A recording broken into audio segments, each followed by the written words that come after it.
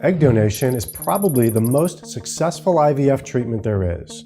If you are thinking about becoming an egg donor, there is much you should know. Learn what you need on today's episode of Infertility TV.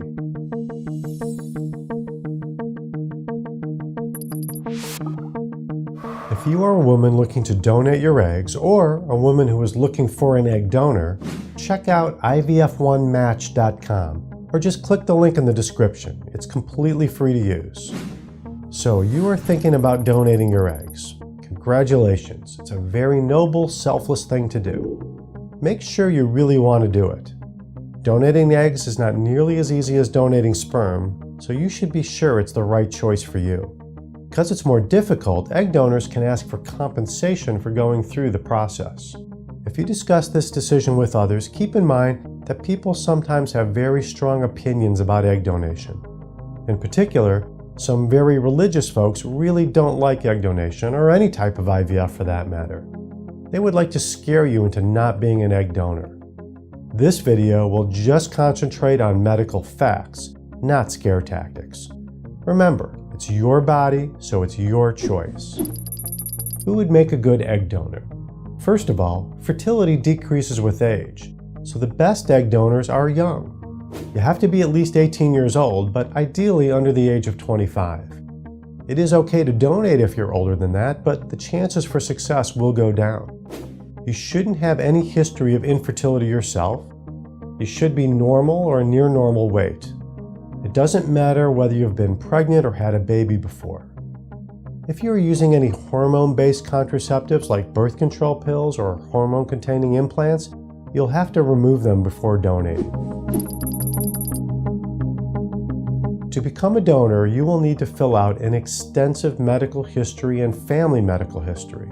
Many donors will be rejected at this stage. Don't take it personally. The FDA has a lot of very strict rules about all types of donation. Based on your answers, you may simply not qualify. It is not a reflection of you.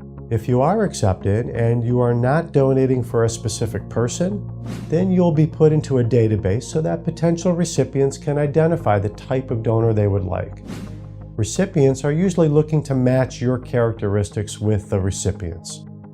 The most common features that they are looking to match are race, height, weight, hair color, and eye color. Once a recipient has selected you, or if you are donating for a specific person, the next step is testing. In this phase, you will have a consultation and physical with the doctor, have a bunch of blood tests, and a vaginal ultrasound. There are several things that we are looking for here.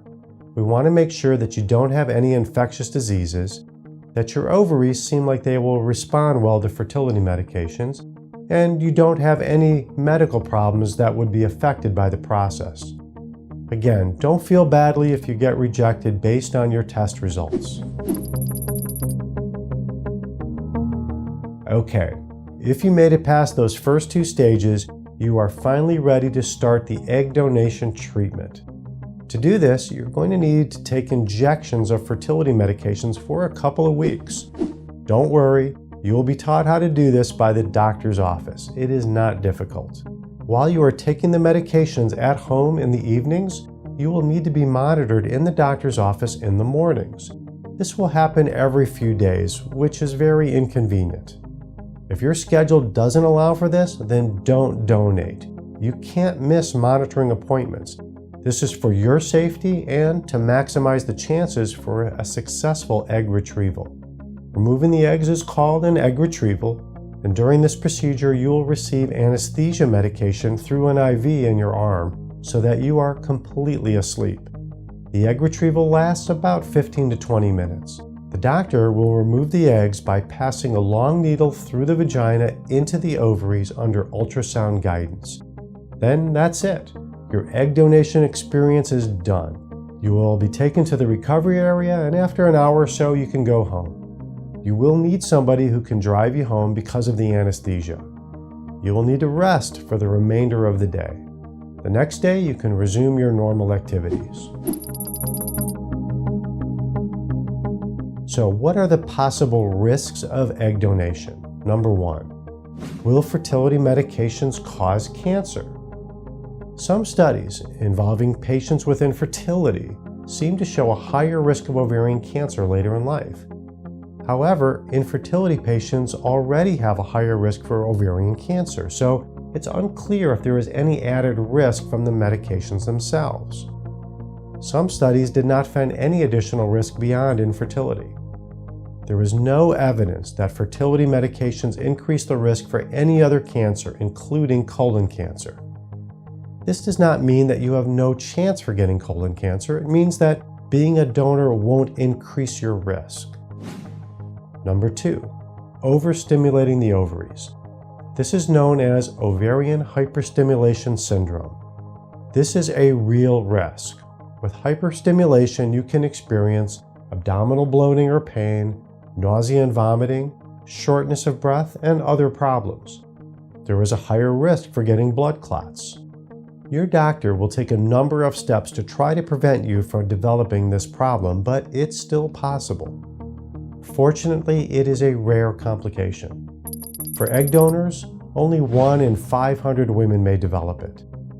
If you do, your doctor will discuss different ways to get it better faster. It always gets better, it's just a matter of how quickly and how miserable you are until then. Number 3, the egg retrieval. There are a couple of risks here to be aware of. The risk of getting anesthesia, which should be low, the risk for infection or bleeding, and the risk of damaging something with the needle. The overall risk for any of these complications is about 1%. Finally, I am often asked whether being an egg donor will reduce your own chance for having a baby when you are ready. The good news is that the answer, based on studies so far, is no. If everything goes okay, most programs will let you donate up to 6 times. I put a link in the description below for an excellent information resource for egg donors. Don't forget to like, share, and subscribe. If you have more questions, leave them in the comments. We will answer. If you like this video, remember to like this video.